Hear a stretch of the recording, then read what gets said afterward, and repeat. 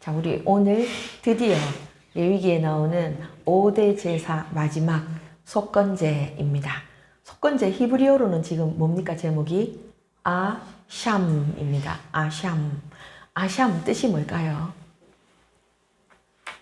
오늘 속건제의 뜻이 아샴의 뜻인데요. 그죠? 배상하다, 갚아주다 이런 뜻이에요. 배상하다. 그럼 뭘 배상합니까? 손해를 배상하죠. 손해 배상.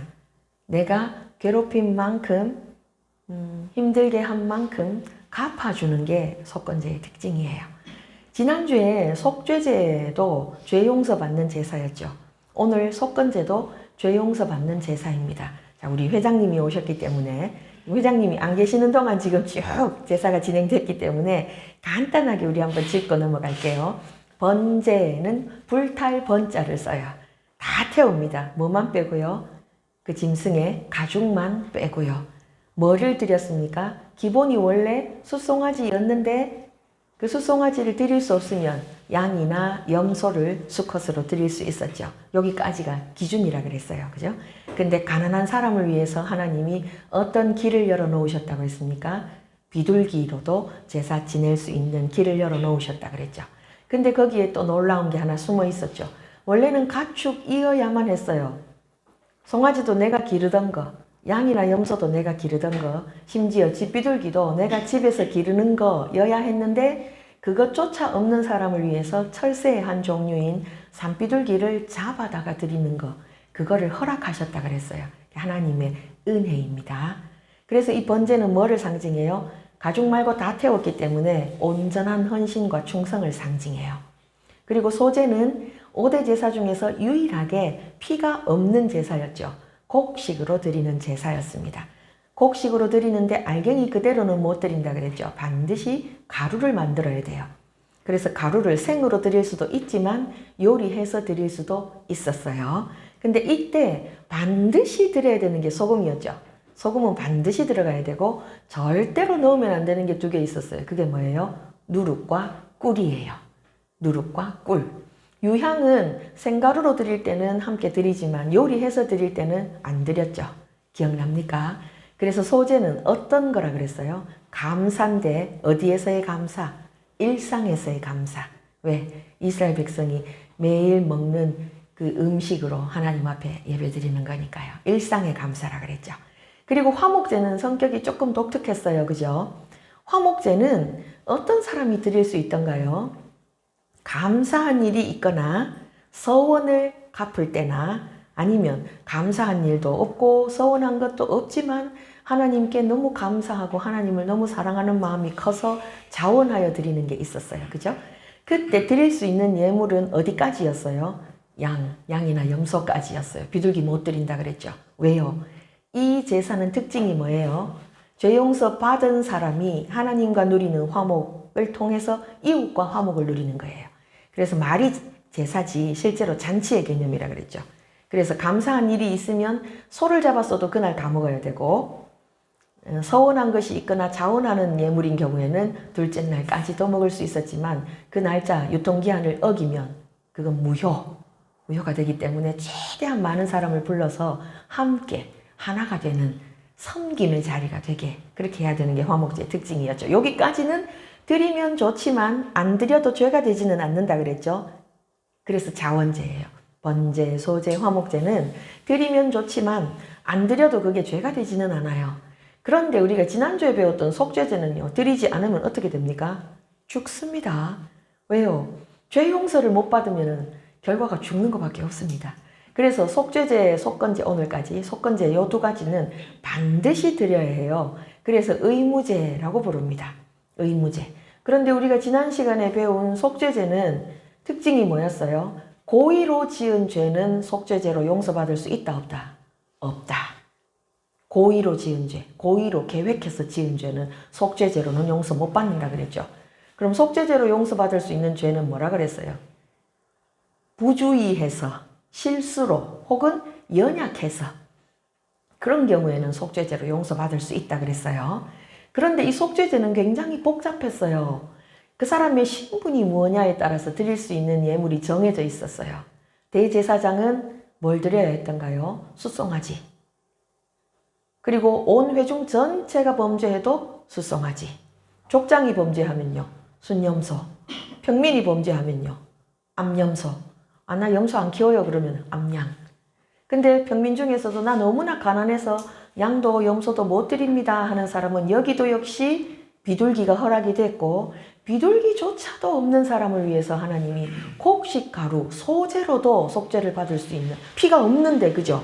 피 없는 곡식가루로도 용서받을 수 있는 길을 열어놓으셨는데, 그거는 전제 조건이 있다 그랬죠. 어디 위에서 불태우라 그랬어요? 번제의 제물이 항상 제단 위에서 불타고 있으니까, 번제 때 이미 짐승의 피가 흘렀으니까 그 위에 이 소재의 예물을 올려놓을 때 피 없이 드렸지만 번제의 피의 효력으로 덩달아 용서받았어요. 그죠? 근데 이거는 또 피를 처리하는 방법이 달랐죠. 이 제사장이 범죄하면 피가 어디까지 들어갔습니까? 성소 안까지 들어갔어요. 그래서 휘장에 피를 7번 뿌리고 분향단에 네 모퉁이 뿔에 피를 바르고 나머지는요, 번제단에 쏟았죠. 그죠? 왜 그랬다 했어요? 대제사장은 한 사람이지만 이 대제사장 한 사람의 죄가 회중 전체의 죄와 똑같은 무게를 지니는데 그 사람의 위치, 신분 때문이라 그랬죠. 그래서 그가 들어가서 일하는 그 성소까지 더럽게 만들기 때문에 성소를 정결케 하기 위해서 성소에 피를 뿌린다 그랬어요. 그죠? 그래서 속죄제의 다른 이름은 정결제라고도 부를 수 있다고 지난 시간에 우리가 배웠어요. 근데 이 정도의 무게를 가진 죄가 아닌 거는 성소까지 피를 안 가지고 들어간다 그랬죠. 성소에 피가 들어가냐 안 들어가냐에 따라서 성소에 피가 안 들어간 제물은 그 일부 우리가 전에 화목제 할 때 기름과 콩팥 불태운다 그랬잖아요. 태우고 나머지는 누구의 것으로 줬습니까? 제사장의 몫으로 돌렸어요. 기억나죠? 그리고 오늘 드디어 속건제입니다. 그러면 아니 속죄제도 죄 용서 받는 거고 속건제도 죄 용서 받는 건데 이거 왜 구분해 놨습니까? 이거 똑같은 거 아닙니까? 여러분 어떻게 생각해요? 회장님 어떻게 생각해요? 비슷한 것 같죠? 그죠? 맞아요. 비슷해요. 그러면 하나로 해놓으면 안 돼요? 속죄제라는 이름 하나 놓고 그 위에 하위 개념으로 속건제를 집어넣으면 안 돼요? 왜 이렇게 굳이 나누어 놓으셨을까요? 이거는 속죄제가 가진 특징과 속건제가 가진 특징이 너무나 판이하게 다르기 때문에 그래요. 속죄제는 좀 전에 정결제라고 부를 수 있다고 했죠. 죄인을 정결하게 합니다. 그리고 죄인으로 인해서 더러워진 장소도 정결하게 합니다. 그게 속죄제의 기능입니다. 그런데 이 속건제는 기능이 달라요. 어떻게 다른가? 속건제 하니까 말이 어렵죠. 이 건자가 허물건자예요. 허물건. 우리 죄와 허물로 죽었던 너희 이렇게 에베소서에서 말씀하시잖아요. 그때 나오는 그 허물. 이 허물을 용서받기 위한 제사인데 그럼 그 허물이 구체적으로 뭐냐? 지금 보니까 두 부분으로 나뉩니다. 5장에서 14절부터 19절까지는 우리 아까 읽어보니까 누구를 향한 허물이에요? 하나님을 향한 허물이에요. 하나님. 15절 보세요. 누구든지 여호와의 성물에 대하여 부지 중에 범죄하였으면. 그 다음에 17절 보세요. 만일 누구든지 여호와의 계명 중 하나를 부지 중에 범하여도. 지금 누구를 대해서 범죄한 겁니까? 하나님. 하나님께 범죄했는데 지금 고의성은 있어요? 없어요. 부지 중에 범죄했다잖아요. 부지 중에. 잘 몰랐어요. 잘 모르고 했는데 여러분 운전하다가 좀 모르고 잘못해도 걸리면 어떻게 돼요? 범칙금 내야 돼요. 그죠? 내가 몰랐어도 잘못한 건 잘못한 거예요. 여기도 지금 똑같아요. 누구든지 여호와의 성물에 대하여 부지 중에 범죄하였으면 또 만일 누구든지 여호와의 계명 중 하나를 부지 중에 범하여도 부지 중에 부주의했든지 정말로 몰랐든지 부주의했든지 정말로 몰랐든지 그런데 이렇게 여호와께 범죄하는 경우에 드리는 속건제는 어떻게 하는가? 15절 우리 다시 한번 같이 읽어볼까요? 시작. 누구든지 여호와의 성물에 대하여 부지 중에 범죄하였으면 여호와께 속건제를 드리되 내가 지정한 가치를 따라 성소의 세겔로 몇 세겔 은에 상당한 흠 없는 순양을 양떼 중에서 끌어다가 속건제로 드려서. 자, 여기 보니까 여호와께 범죄했는데 그렇기 때문에 여호와께 속건제를 드립니다. 여호와께 지금 배상을 합니다. 나의 허물에 대해서 배상을 하는데 성물에 대하여 그러잖아요. 성물이 뭐예요? 성물이 뭐예요? 회장님 점심 너무 맛있게 먹어서 눈꺼풀이 막 내려오죠. 그래서 내가 자꾸 질문할 거예요. 성물이 뭐예요, 회장님? 성물이 뭐예요? 네. 지금 구약시대로 치면 성소 안에 있는 모든 것이 성물이에요. 1차적으로 성소 안에 있는 모든 것. 이 성막 안에, 그러니까 성소라 그러면 또 그 분향단이 있는 거기만 생각하시죠. 성막 안에 번제단이든 물두멍이든 성소 안에 있는 떡상이든 촛대든 분향단이든 언약궤든 그게 뭐 뚜껑이 됐든 뭐 말뚝이 됐든 성막 안에 있는 모든 것이 1차적으로 성물입니다. 그 다음 요거는 이제 기본이고요. 그 다음에 성물이 또 어떤 것이 있느냐. 하나님께 드려져야 하는 모든 것은 성물입니다. 드려지지 않았어도 하나님께 드려져야 마땅한 것은 다 성물입니다. 대표적인 게 어떤 게 있던가요? 가축의 처음 난 것들 무조건 하나님 겁니다. 내가 안 드리고 가지고 있는다고 우리 집에 있다고 그거 내 거 아니에요. 가축의 첫 새끼는 무조건 누구 거예요? 하나님 거예요. 그게 성물이에요.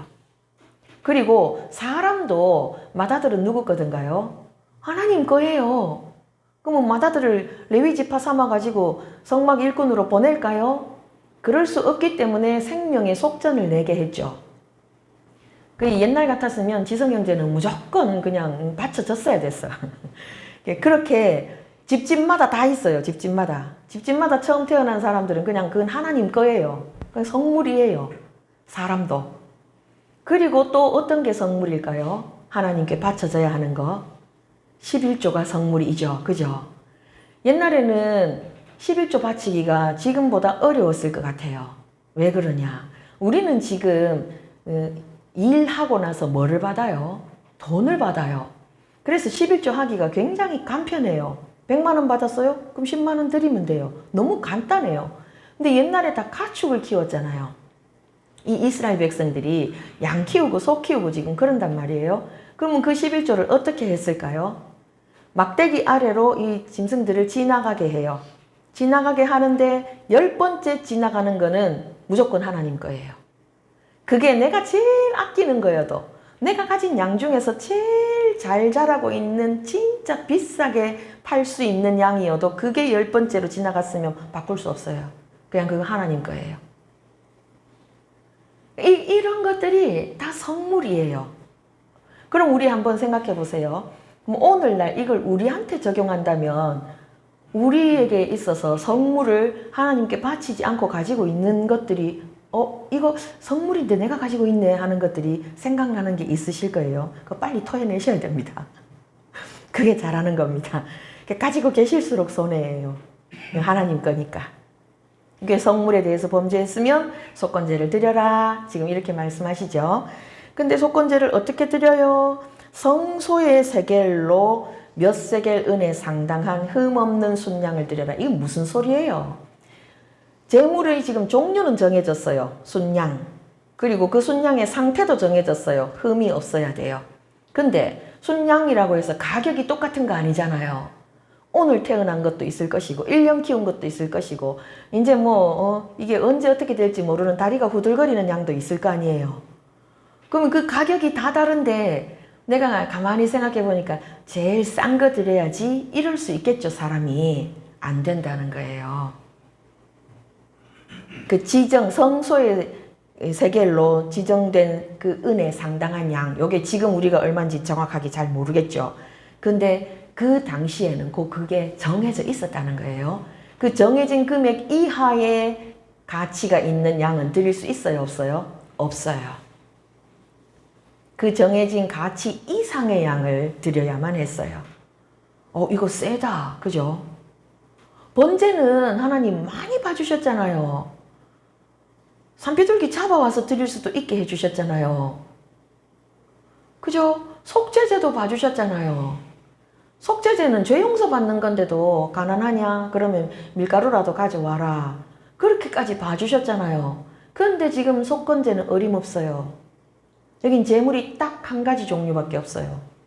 하나님을 향해서든 사람을 향해서든 재물 하나밖에 없어요. 순양이에요. 암양도 안 돼요. 순양이 더 비싸대요. 암양보다. 근데 무조건 순양으로 정해져 있어요. 그 외에 어떤 것으로도 비둘기는 고사하고, 그죠? 양으로도, 암양으로도 안 되고요. 염소로도 안 되고요. 무조건 순양 정해져 있어요. 그거를 양떼 중에서 끌어다가 속건제로 드리는데, 이것만 드리는 게 아니에요. 양 한 마리만 해도 이게 금액이 적지 않은데, 16절 함께 읽습니다. 시작. 성물에 대한 잘못을 보상하되 그것에 5분의 1을 더하여 제사장에게 줄 것이요. 제사장은 그 속건제의 순양으로 그를 위하여 속죄한 즉 그가 사함을 받으리라. 아멘. 이게 뭔 소리예요, 지금? 내가 이 마이크를 만약에 망가뜨렸다고 쳐요. 부주의해서 지나가다가 망가뜨렸어요.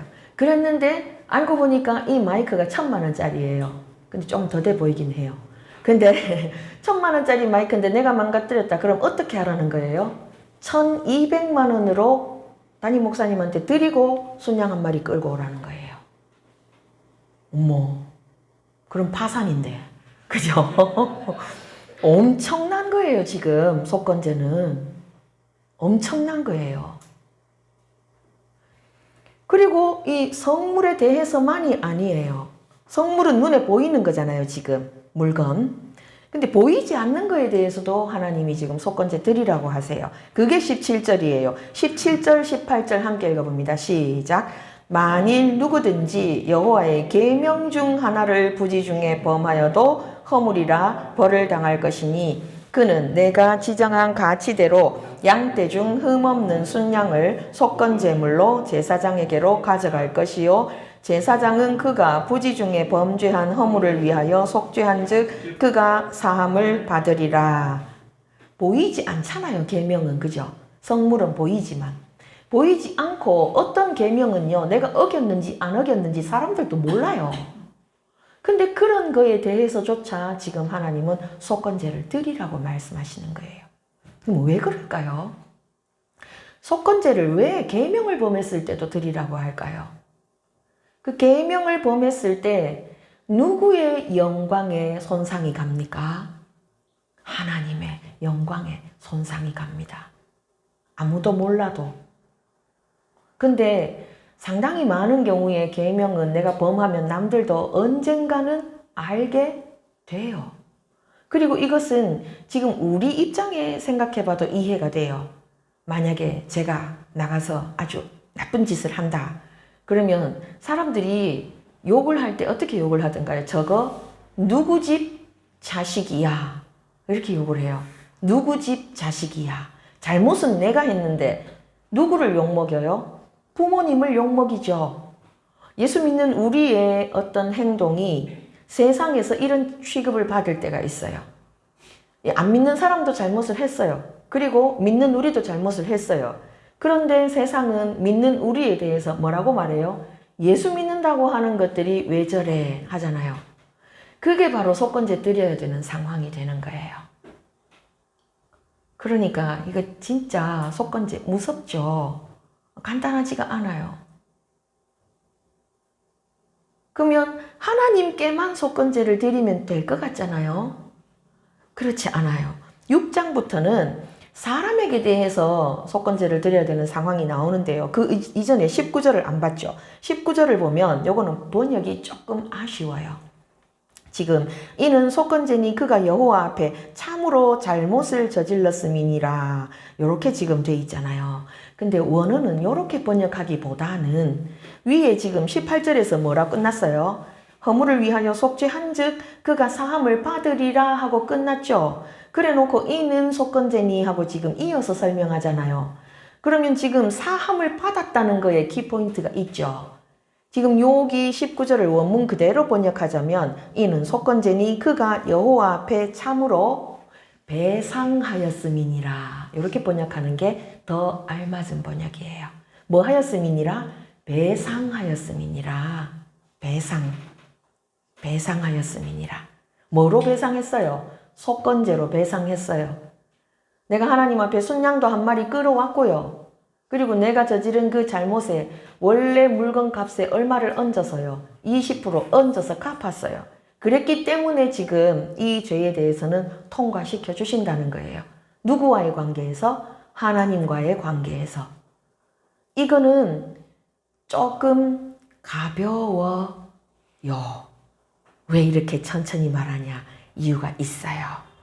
하나님께 범죄한 건 차라리 가볍다고요. 가벼워요. 진짜 힘든 게 사람 사이에 범죄한 거예요. 6장으로 넘어가면 2절 함께 읽어볼까요? 2절부터 우리 읽는 김에 쭉 7절까지 한번 다시 읽어볼게요. 시작.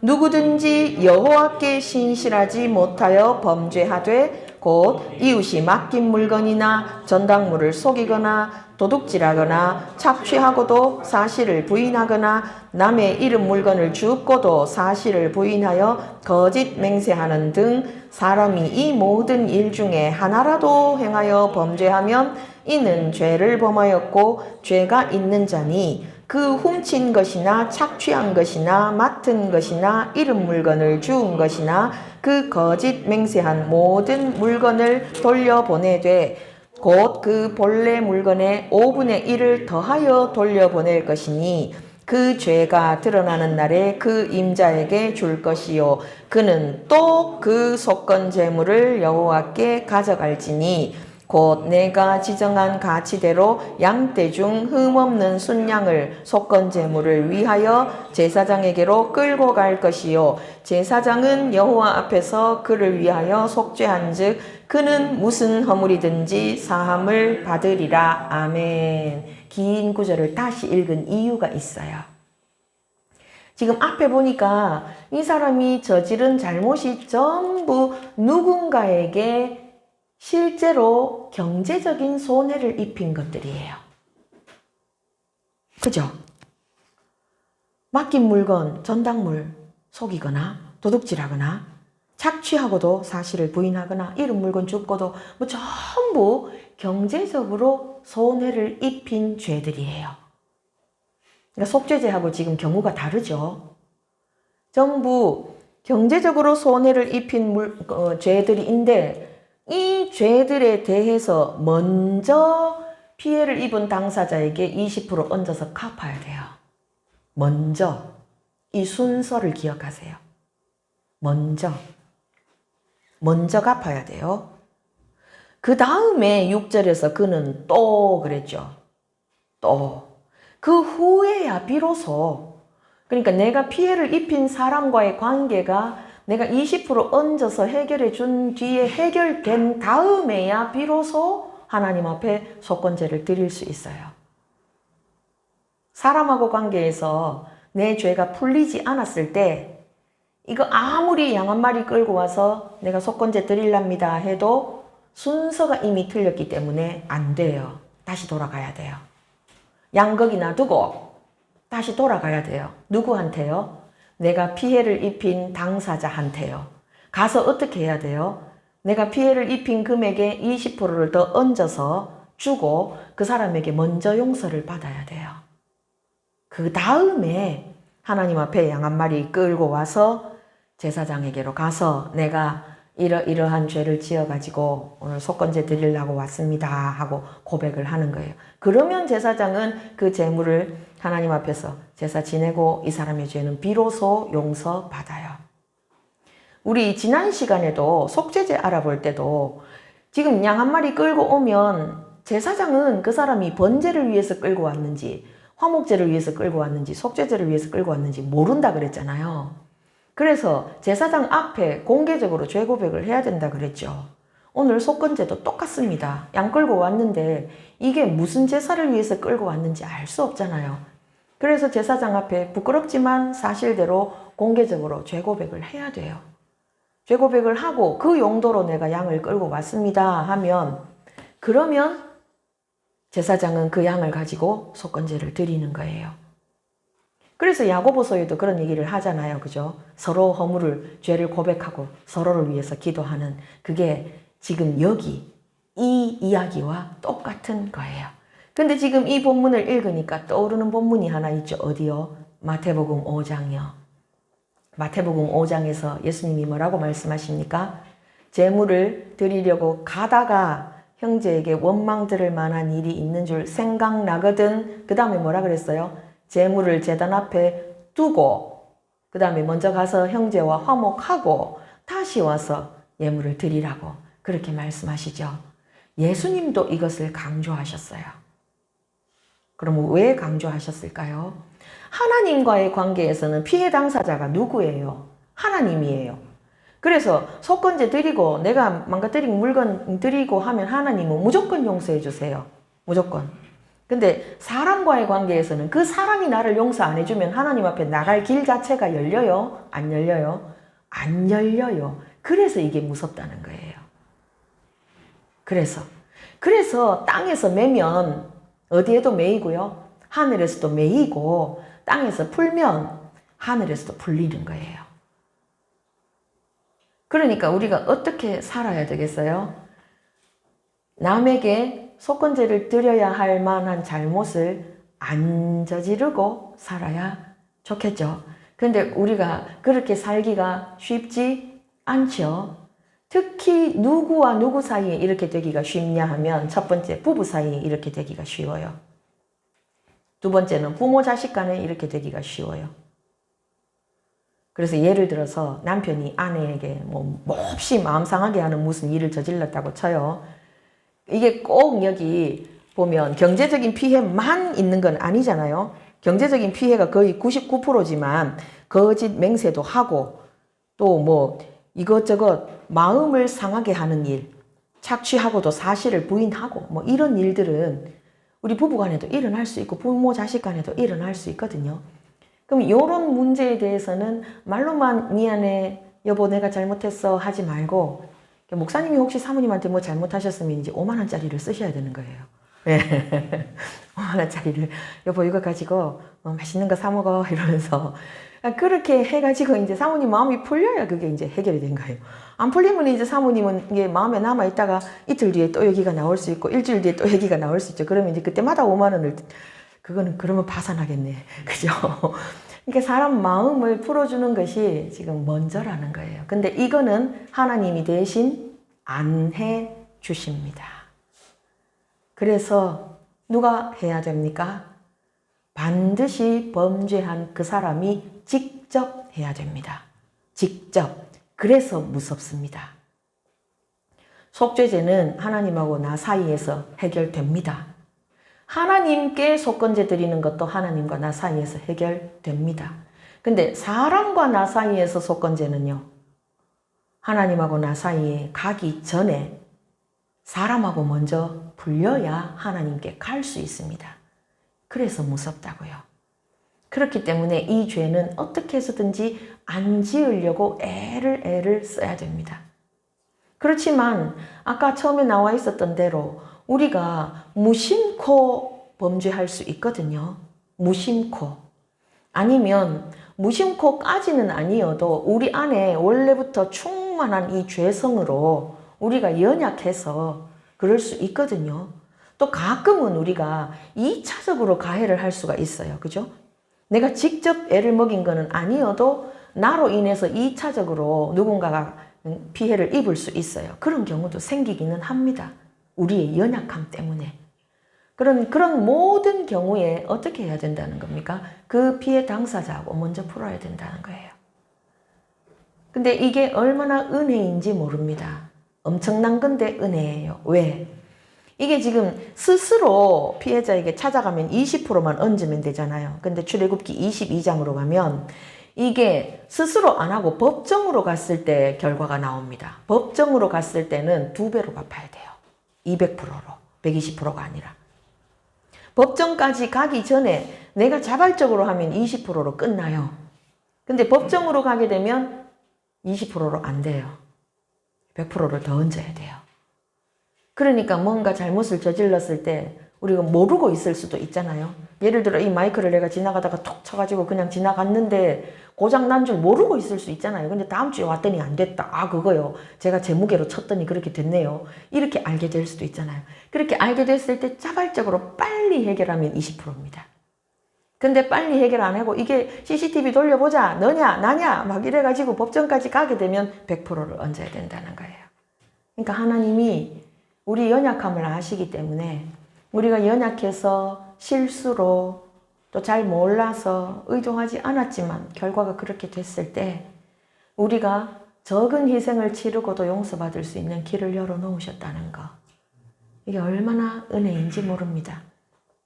그래서 그렇게 해가지고 어떻게 하래요? 제사장에게 가지고 오면 제사장은 그거 가지고 이제 하나님 앞에 속건제를 드려서 이 죄인을 용서받게 해주는 거죠. 그런데 문제는 뭐냐? 이거 도대체 어떤 방법으로 드리려는 건지 여기 하나도 없어요. 그죠?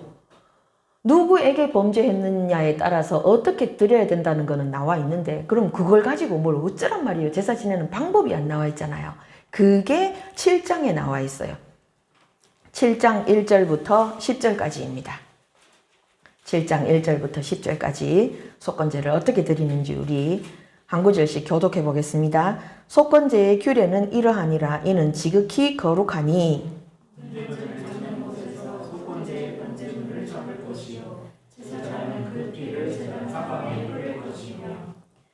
그 기름을 모두 들이되 곧 그 기름진 꼬리와 내장에 덮인 기름과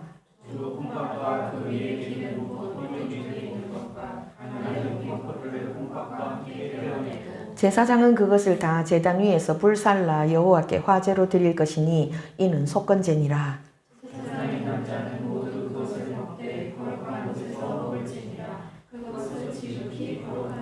속죄제와 속건제는 규례가 같으니 그 제물은 속죄하는 제사장에게로 돌아갈 것이요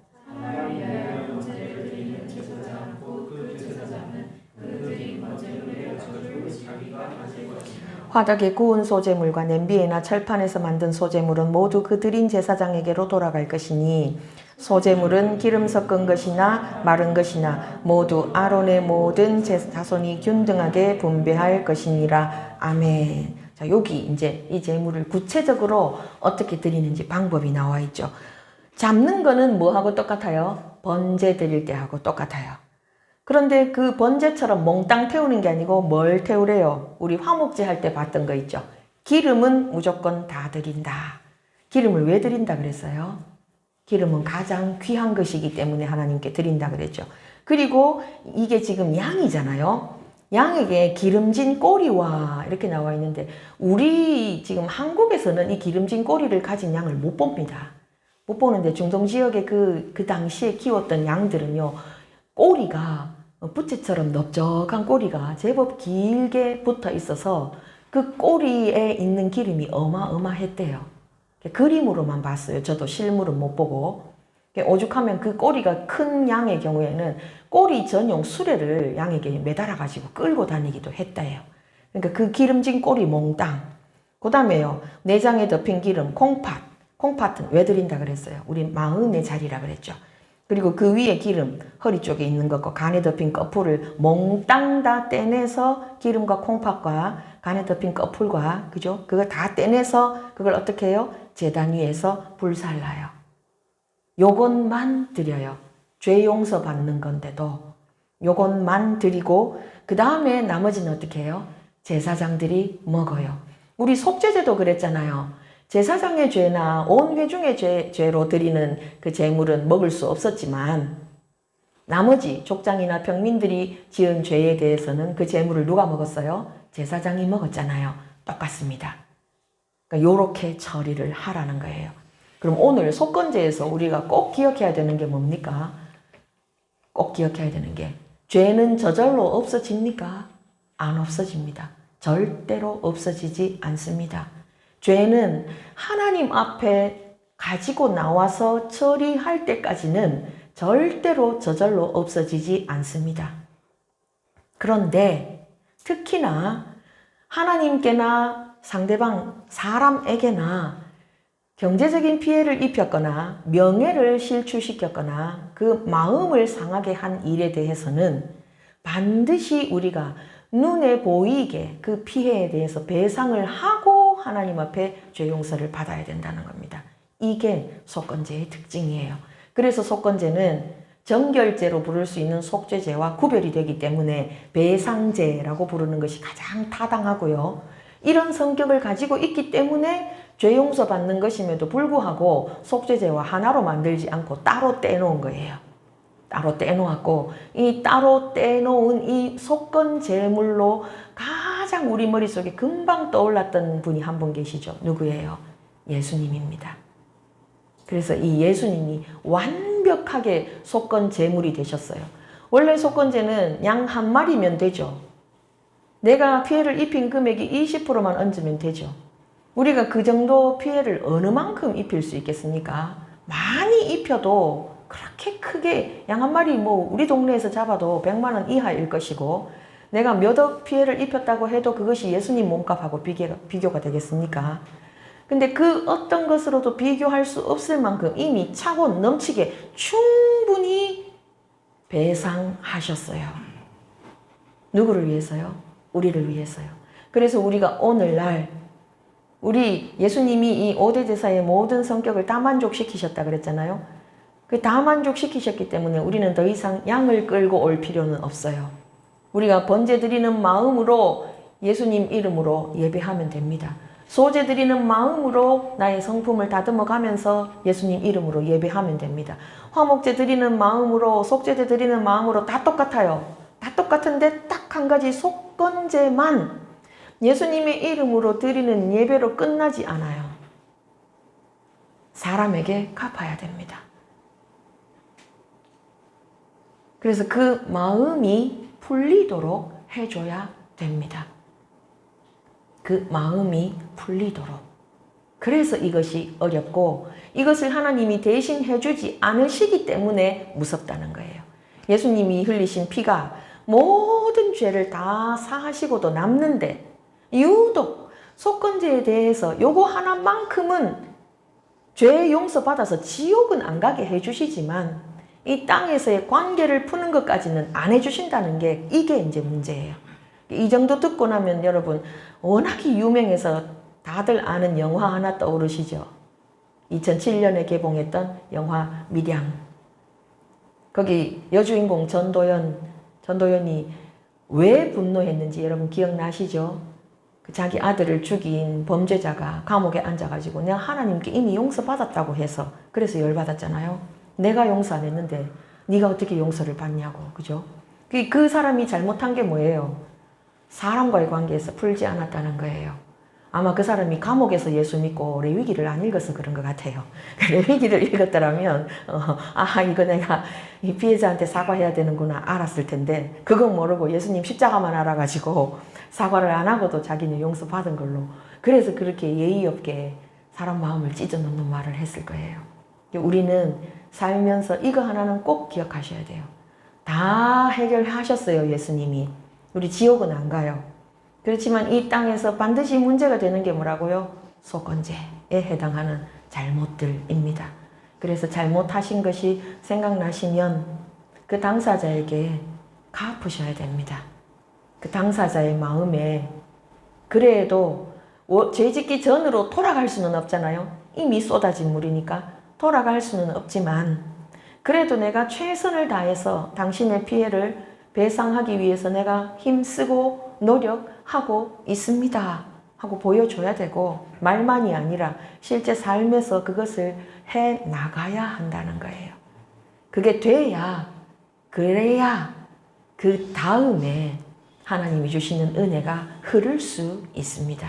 그래서 이것을 기억하시고 이번 한 주간은 내가 속건제 개념에서 풀어야 할 대상이 누구인가? 내가 아직 땅에서 메고 있어서 하늘에서도 여전히 매여 있는 일이 무엇인가?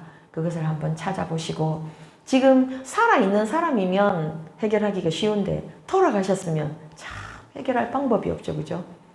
그러니까 살아 계시는 분들에게는 직접 가능하면 직접 빠른 시일 안에 이 속건제의 개념을 머리에 딱 장착을 하시고, 만나시든지 멀리 계시면 뭐 해외에 계시면 만나기 쉽지 않잖아요. 전화를 하시든지 어떤 방법으로든지 일단 시인하고 용서를 구하고, 그 다음에 차근차근 내 선에서 할 수 있는 최선을 다하는 것을 보여주심으로 이 땅에서도 풀리고 하늘에서도 풀리는 복이 우리 모두에게 임하게 되기를 좋으신 우리 주님의 이름으로 축복합니다. 우리 이 시간 함께 기도하시겠습니다.